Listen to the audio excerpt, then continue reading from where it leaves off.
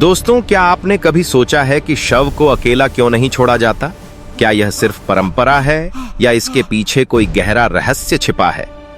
मृत्यु के बाद भी शरीर के आसपास कुछ सूक्ष्म शक्तियां सक्रिय रहती हैं, ऐसा शास्त्रों में कहा गया है। एक क्षण के लिए भी शव को अकेला छोड़ना कभी-कभी अनजानी शक्तियों को आमंत्रित कर सकता है। आज की यह रहस्यमयी कथा बताएगी कि हमारी परंपराएं अंधविश्वास नहीं, बल्कि गहरे आध्यात्मिक सत्य पर आधारित हैं। एक समय की बात है, गौलोक में संध्या अत्यंत मोहक थी। समुद्र की लहरें मधुर स्वर में तट से टकरा रही थीं और राजमहल के आंगन में अद्भुत शांति व्याप्त थी। परंतु उस शांति के बीच एक मन अशांत था। वह थे गरुड़ देव। उनके मस्तक पर चिंता की गहरी रेखाएं उभर आई थीं और नेत्रों में एक अनकही व्याकुलता साफ झलक रही थी। धीरे धीरे गंभीर कदमों से चलते हुए वे पहुंचे भगवान श्री कृष्ण के समक्ष। श्री कृष्ण कमलासन पर विराजमान थे।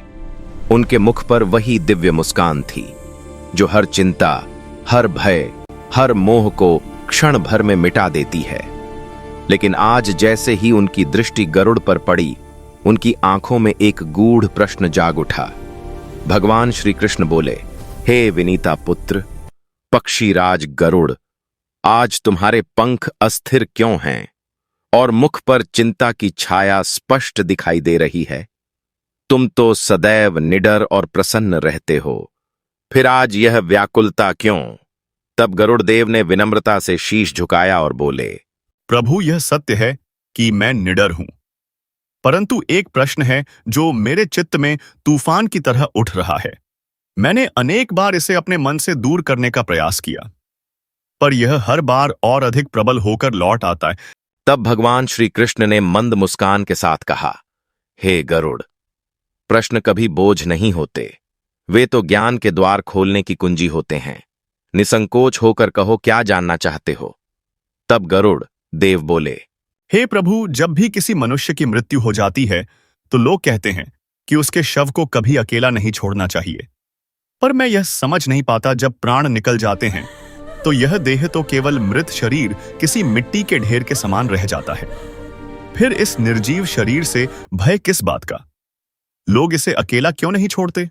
यह सुनकर भगवान श्री कृष्ण की मुस्कान एक क्षण में गंभीरता में परिवर्तित हो गई।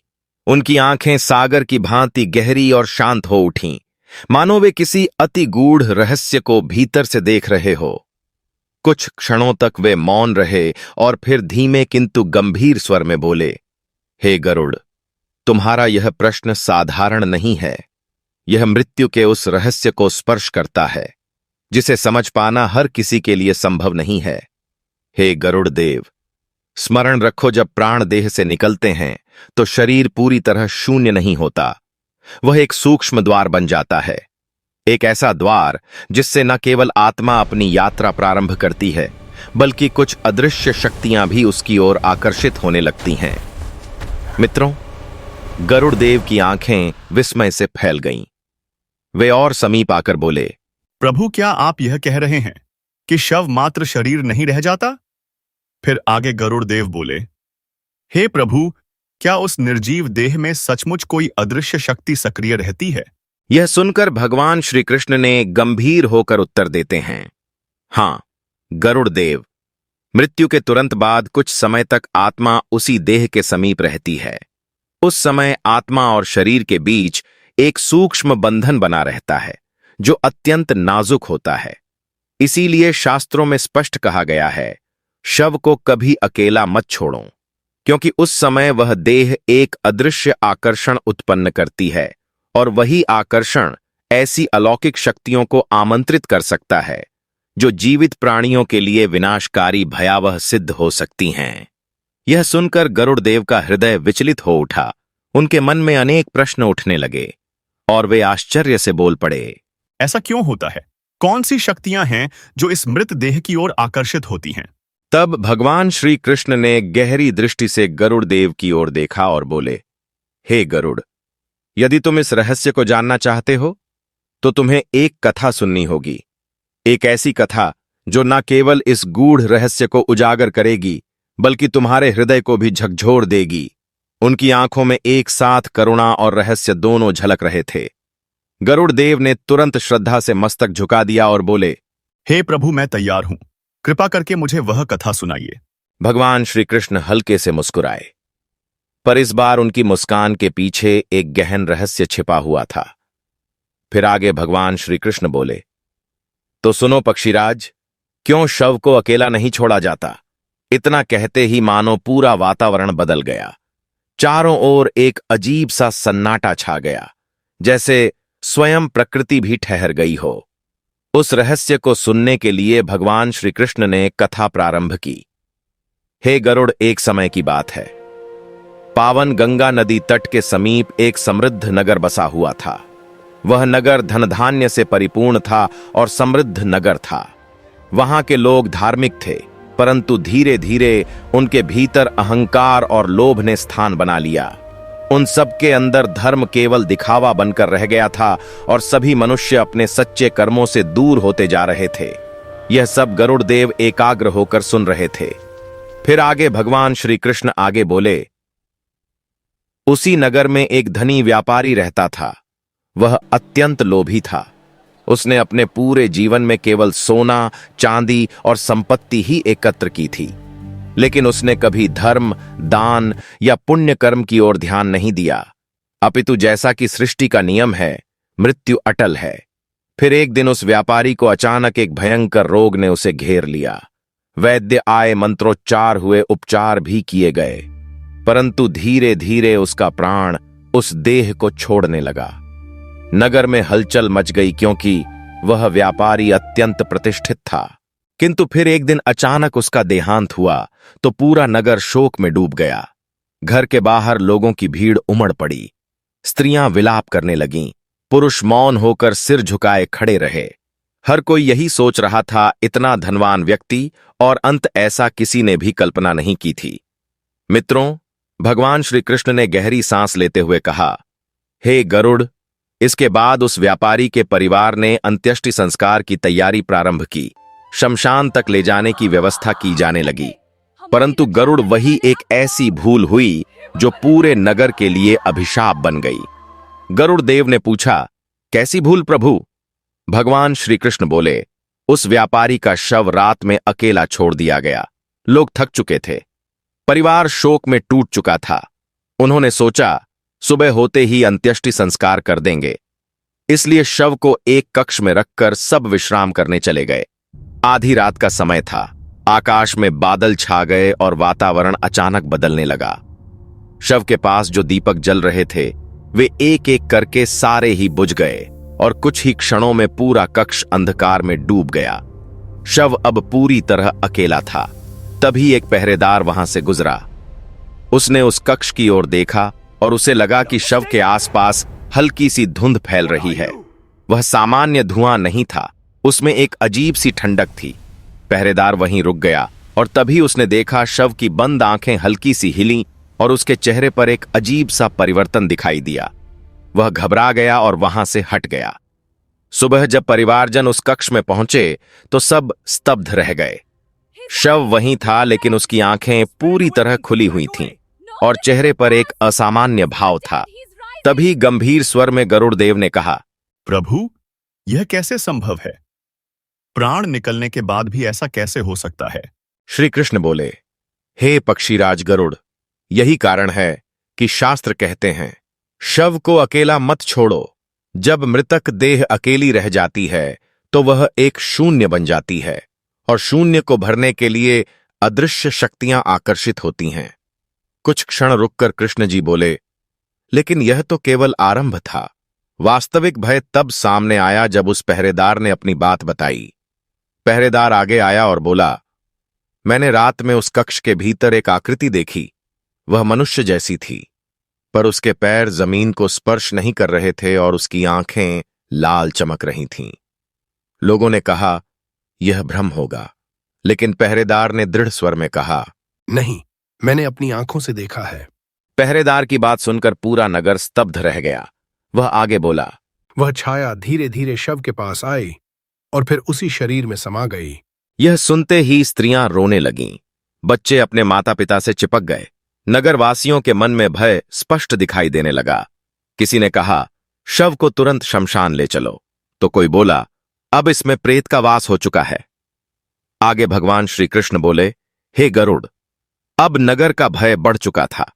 लोग समझ चुके थे कि वह शव अब साधारण नहीं रहा, वह किसी अदृश्य शक्ति का आश्रय बन चुका है।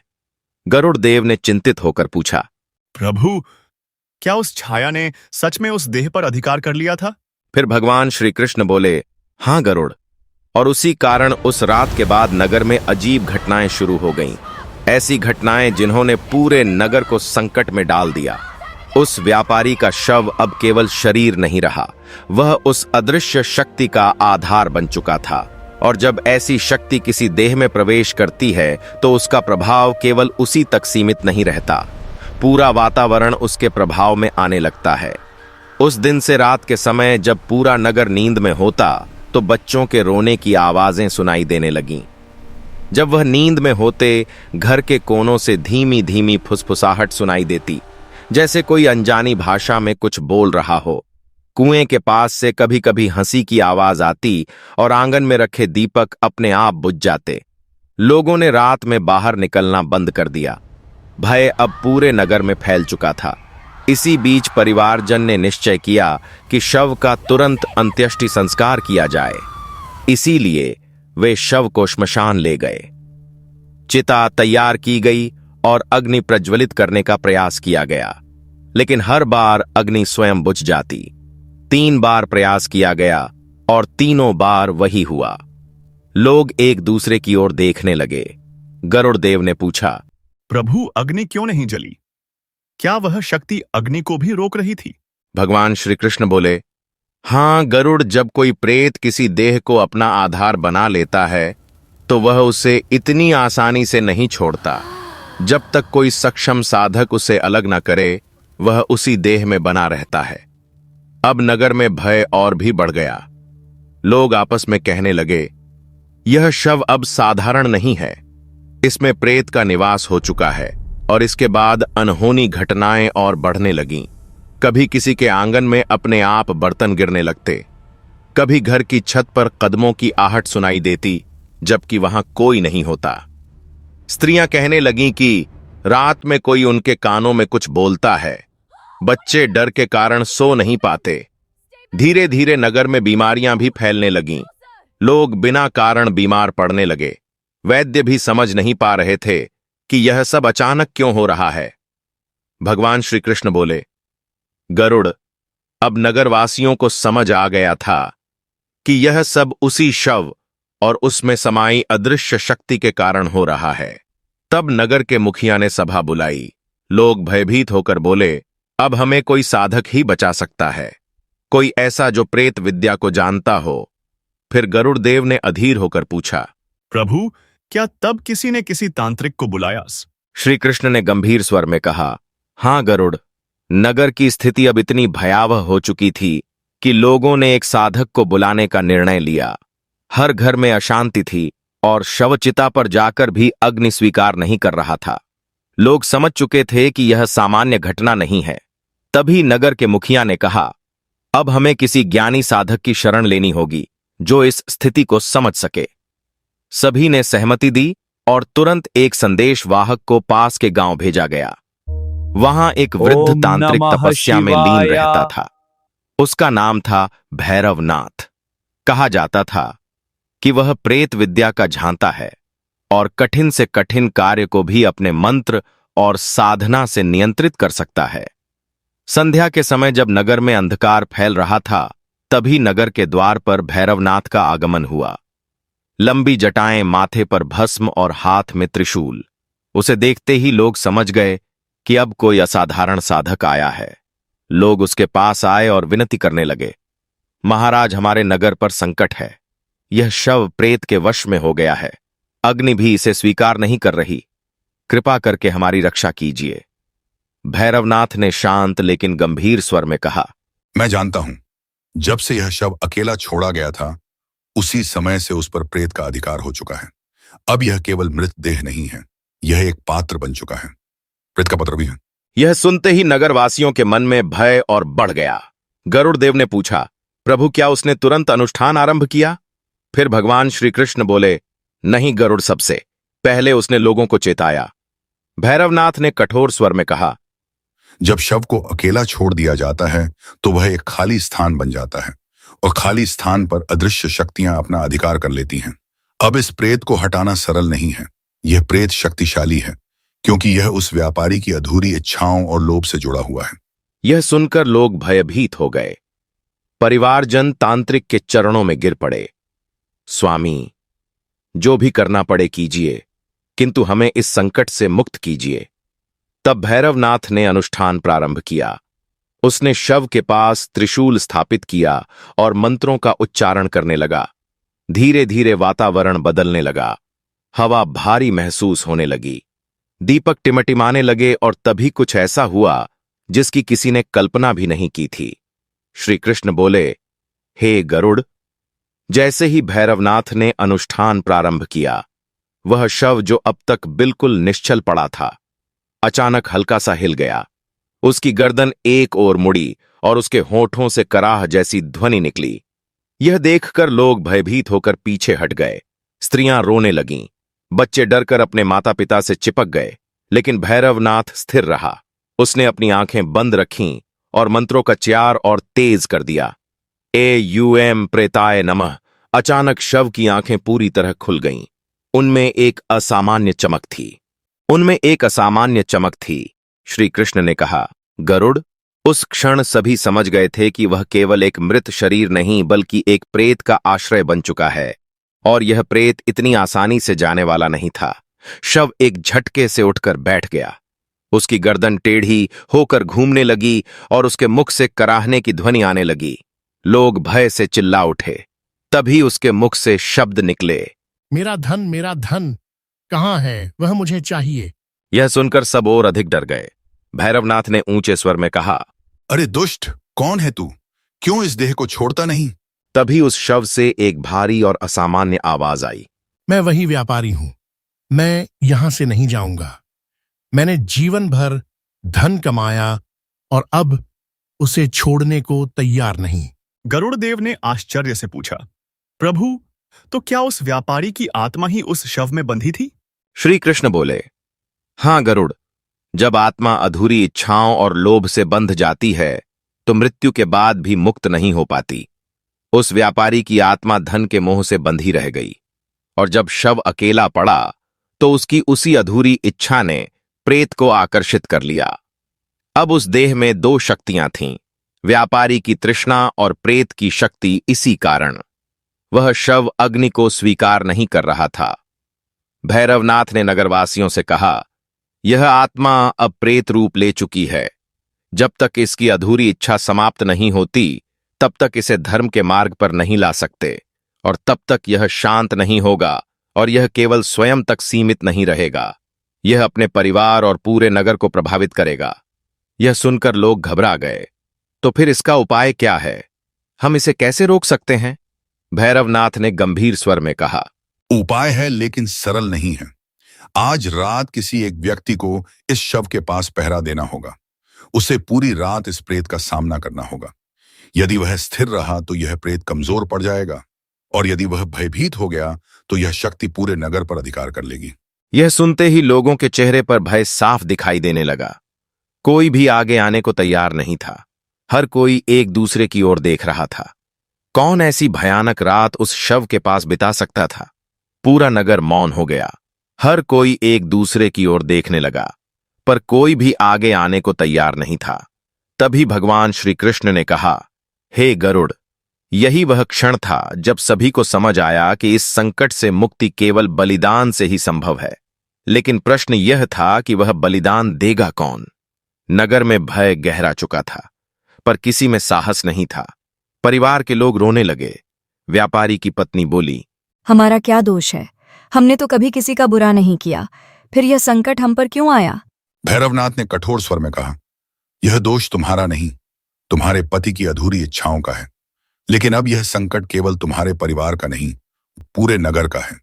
यदि आज रात कोई इस शव के पास नहीं बैठा तो यह प्रेत और अधिक शक्तिशाली हो जाएगा, और तब इसे रोकना असंभव हो जाएगा। यह सुनकर पूरा नगर और भी भयभीत हो गया। फिर गरुड़ देव ने पूछा, प्रभु फिर क्या हुआ? क्या कोई आगे आया? श्री कृष्ण बोले, हां गरुड़। उस समय एक व्यक्ति आगे बढ़ा। वह था उस व्यापारी का पुत्र। उसका चेहरा भय से भरा था, पर उसकी आंखों में दृढ़ निश्चय था। उसने कहा, यदि मेरे पिता की आत्मा को मुक्ति तभी मिलेगी जब कोई इस शव के पास पूरी रात रहे, तो मैं तैयार हूं। मैं अपने पिता को अकेला नहीं छोड़ूंगा। हो। यह सुनकर लोग स्तब्ध रह गए। कोई रोने लगा, कोई उसे रोकने लगा। उसकी माता चीख पड़ी, नहीं बेटा, तुम मत जाओ। वह शव अब तुम्हारे पिता का नहीं रहा। वह प्रेत का घर बन चुका है। लेकिन पुत्र ने शांत स्वर में कहा, मां, यदि मैं पीछे हट गया तो यह नगर और हमारा परिवार दोनों संकट में पड़ जाएंगे, और यह मेरे पिता का भी अपमान होगा। भैरवनाथ उसके पास आया और उसकी पीठ पर हाथ रखकर बोला, याद रखना, भय तुम्हें बार बार विचलित करेगा। प्रेत तुम्हारे मन को भ्रमित करने की कोशिश करेगा, लेकिन यदि तुम भगवान का स्मरण करते रहोगे और स्थिर रहोगे तो तुम सफल हो जाओगे।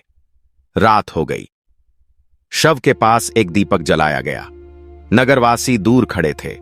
कोई पास आने का साहस नहीं कर पा रहा था।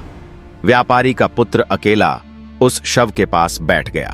उसके चेहरे पर भय था, पर उसके होठों पर भगवान का नाम था। समय धीरे धीरे बीतने लगा और फिर आधी रात का समय आया। अचानक कमरे में ठंडी हवा चली। दीपक टिमटिमाने लगा और उसी क्षण शव ने धीरे धीरे अपनी गर्दन उठाई। तभी भगवान श्री कृष्ण बोले, गरुड़। जैसे ही आधी रात हुई, शव की आंखें खुलीं और उनमें एक तेज चमक दिखाई देने लगी। उसके होंठ हिले और एक गहरी आवाज सुनाई दी। बाहर खड़े लोग घबरा गए। स्त्रियां रोने लगीं। नगरवासी पीछे हट गए। लेकिन व्यापारी का पुत्र वहीं बैठा रहा। वह कांप रहा था, पर अपनी जगह से हिला नहीं। श्री कृष्ण बोले, गरुड़, यही वह क्षण था जब उस पुत्र ने अपने पिता की आवाज सुनी, लेकिन वह उसके पिता की नहीं, एक प्रेत की आवाज थी, और वही आवाज तय करने वाली थी कि नगर का भविष्य क्या होगा। शव धीरे धीरे उठकर बैठ गया। उसकी आंखों में लाल चमक थी और उसने कहा, पुत्र मेरे पास आओ। पुत्र भयभीत था, पर उसने साहस करके उत्तर दिया, यदि आप मेरे पिता हैं तो बताइए, आपकी आत्मा को मुक्ति कैसे मिलेगी? तभी शव से एक विकृत हंसी निकली और उसी क्षण दीपक बुझ गया। कमरा अंधकार में डूब गया।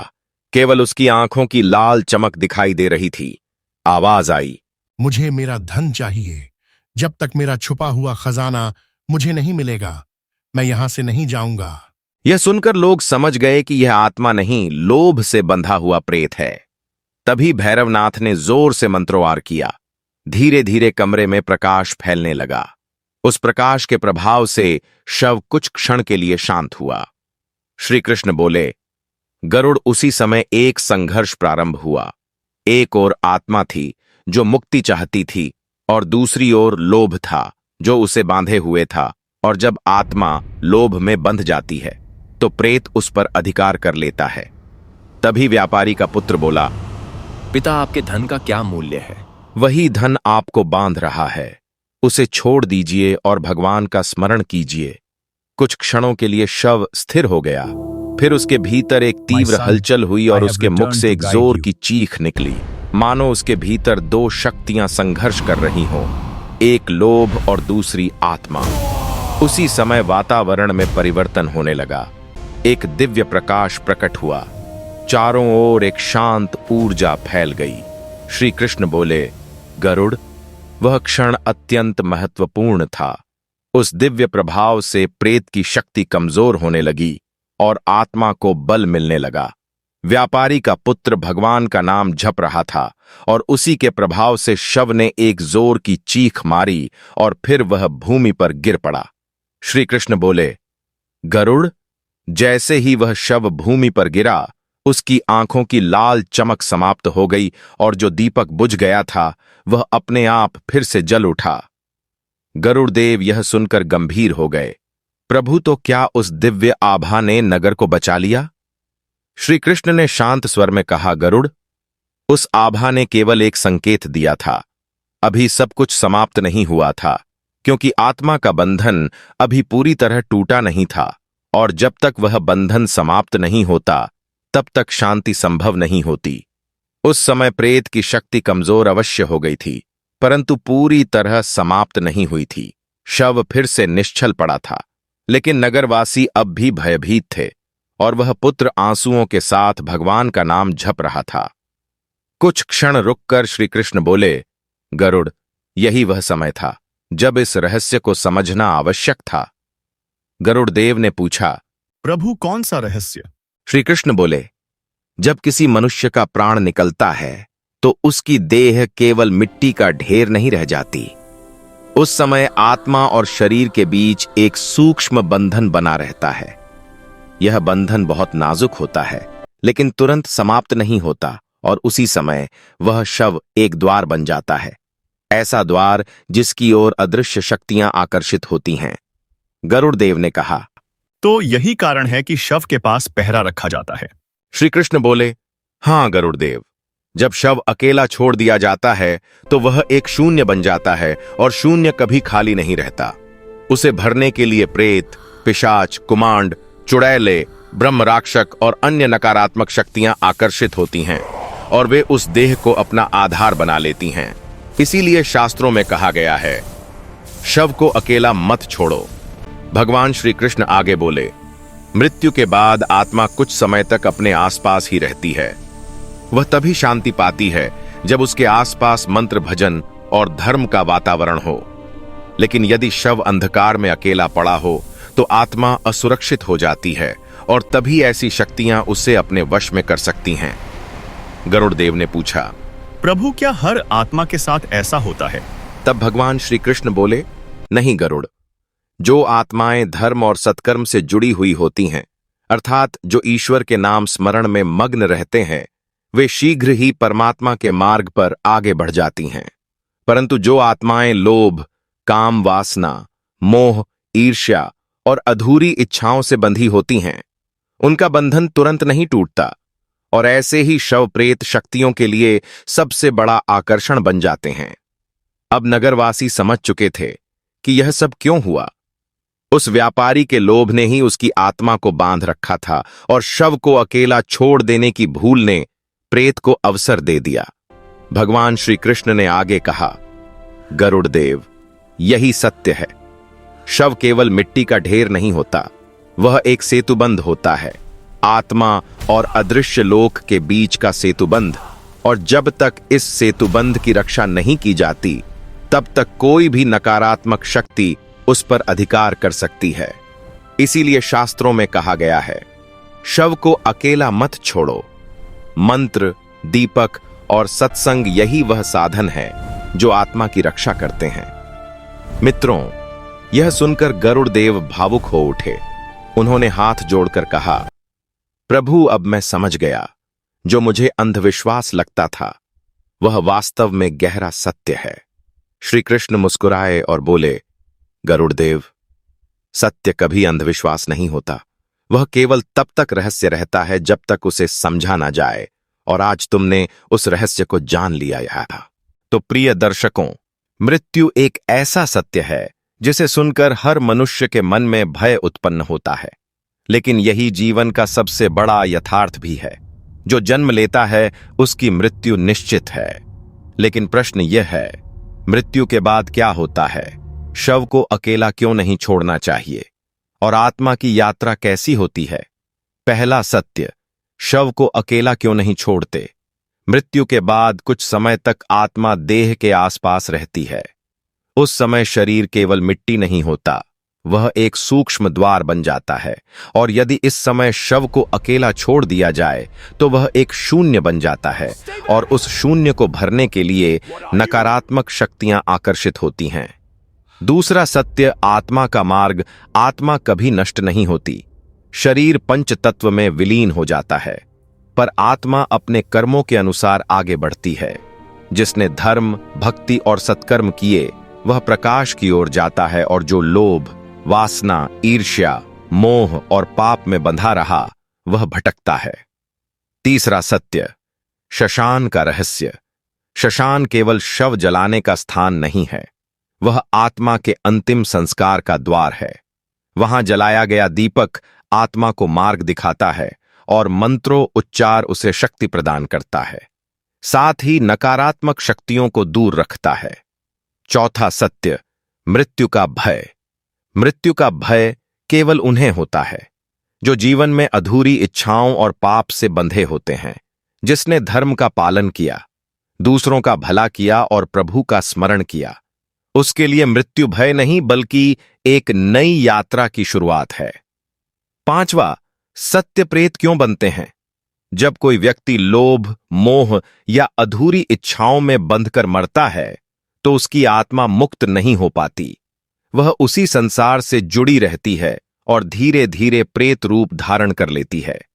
इसलिए जीवन में धर्म, संतोष और भक्ति ही सबसे बड़े रक्षक हैं। दोस्तों, अब आप समझ गए होंगे कि शव को अकेला क्यों नहीं छोड़ा जाता और मृत्यु वास्तव में क्या संदेश देती है। यदि यह कथा आपको ज्ञानवर्धक लगी हो तो वीडियो को लाइक जरूर करें। अपने विचार और प्रश्न कमेंट में लिखें और अगर आप भी श्री कृष्ण में आस्था रखते हैं तो कमेंट में लिखिए जय श्री कृष्ण।